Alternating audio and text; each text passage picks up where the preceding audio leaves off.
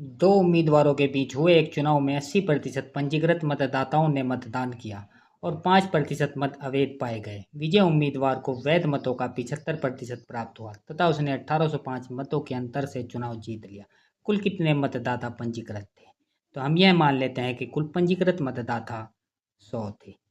अब मतदान हुआ है 80%, यानी 100 में से 80 वोट पड़े हैं। अब 5% वोट अब अवैध पाए गए हैं तो इनवैलिड है, तो इसका 5% निकालेंगे गुणा 5/100।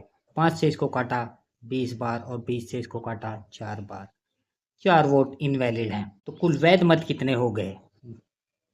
वैध मत 80 में से 4 गया 76। अब विजेता को मिले हैं 75% वोट, तो हारने वाले को कितने मिलेंगे? 100 में से 75 गया 25%।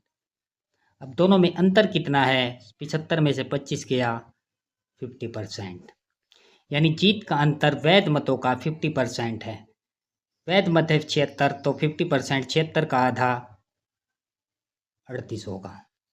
जब कुल मतदाता 100 थे तब अंतर 38 वोट आया, लेकिन हमारे क्वेश्चन में अंतर दिया है 1805 का, तो 38 बराबर हो गया 1805। और कुल पंजीकृत मतदाता हमने 100 माना है, तो 100 किसके बराबर होगा ये निकालना है। 100 बराबर हो जाएगा 1805 बटा 38 और गुणा 100। 19 से इसको काटा 2 बार, 19 से इसको काटेंगे 19 नम्मा 171 और 19 पंजे 95, और 2 से इसको काटेंगे 50 आया। 50 की और 95 की गुणा, पंजे पंजे 25 और 5 नम 45 और 2 47, 4750। ऑप्शन डी यहाँ पर राइट आंसर होगा। कुल पंजीकृत मतदाता 4750 थे। अब नेक्स्ट क्वेश्चन, यदि माता की आयु का 3 गुना उसकी पुत्री की आयु के 5 गुने से 26 वर्ष अधिक है और पुत्री की आयु का 2 गुना माता की आयु से 2 वर्ष कम है, तो माता और पुत्री की आयु के बीच कितने वर्ष का अंतर है? माता की आयु को हम m वर्ष मान लेते हैं और पुत्री की आयु को हम d वर्ष मान लेते हैं। अब माता की आयु का 3 गुना पुत्री की आयु के 5 गुने से 26 वर्ष अधिक है, प्लस 26 हो गया, ये इसके बराबर हो गया। अब दूसरा कंडीशन है पुत्री की आयु का 2 गुना